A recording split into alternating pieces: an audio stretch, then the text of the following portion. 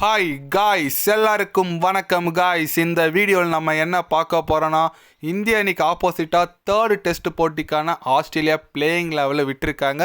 அது மட்டும் இல்லாமல் இந்திய அணிக்கு தொல்லை கொடுக்கணும்னு சொல்லிட்டு ஒரு நட்சத்திர வீரர் ஆஸ்திரேலியா அணிக்கு மீண்டும் வந்திருக்காரு.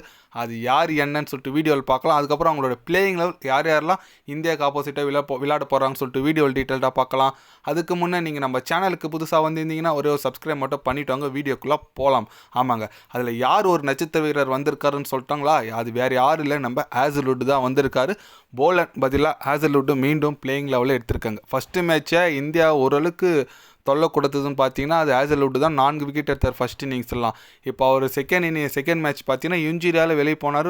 போலாண்ட் எடுத்துகிட்டு வந்தாங்க. இப்போ மீண்டும் ஹேசல்வுட் பார்த்தீங்கன்னா இன்ஜுரியிலேருந்து ரெக்கவர் ஆகி இப்போ தேர்ட் டெஸ்ட் போட்டிக்கு வந்திருக்காரு. ஏன்னா போன மேட்சை ஃபஸ்ட் இன்னிங்ஸில் மிச்சல் ஸ்டாக்கு 5 விக்கெட்டு, செகண்ட் இன்னிங்ஸில் பேட் கமன்ஸ் 5 விக்கெட்டு. இவங்க 2 பேரும் பால் போகிறதே தாங்க முடியல. இப்போ திருப்பி ஹேசல்வுட் வேறு வந்திருக்காரா? கண்டிப்பாக இந்தியாவோட நிலைமை நினச்சா கொஞ்சம் கஷ்டமாக தான் இருக்குது. ஏன்னா காபா பார்த்தீங்கன்னா மேக்ஸிமம் ஃபுல்லாக பில்லாகவே இருக்குங்க. ஃபாஸ்ட் பவுலிங்க்கு ரொம்ப ஒரு ஃபேவரான பிச்சு. கண்டிப்பாக ஹேசல்வுட் வேறு நல்ல ஃபார்மில் இருக்கார். ஸ்டாக் வேறு 5 ஃபார் எடுத்திருக்காரு.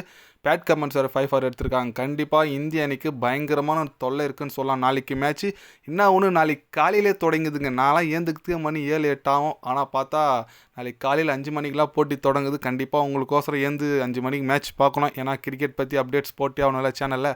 அதனால் கண்டிப்பாக நீங்களும் ஏந்து பார்ப்பீங்கன்னு நினைக்கிறேன். ஆனால் இந்திய அணி பார்த்தீங்கன்னா கண்டிப்பாக playing eleven same playing eleven தாங்க. எனக்கு தெரிஞ்சு வாஷிங்டன் சுந்தர் இல்லைனா ரவீந்திர ஜடேஜா மீண்டும் அஸ்வினுக்கு பதிலாக வரதுக்கான வாய்ப்புகள் இருக்குது. ரோஹித் சர்மா மீண்டும் ஓப்பனிங் போகிறதா தகவல் வந்திருக்கு. அது அஃபிஷியலாக வரல, பட் சான்ஸ் இருக்குதுன்னு சொல்லியிருக்காங்க. கண்டிப்பாக நீ ஈவினிங்குள்ளே அதோட அப்டேட் வந்துடும். கண்டிப்பாக நான் சேனலில் போடுறேன். ஆனால் ஆஸ்திரேலியாவோட பிளேயிங் லெவல் இதே தாங்க. வேறு எந்த வீரரும் மாற்றலை. வெறும் ஹேசல்வுட் மாதிரி தான் வந்திருக்கா போலாண்ட் பதில். மற்றபடி அதே சேம் டீம் தாங்க. சேம் லெவல்ஸோட தான் களமிறங்குறாங்க.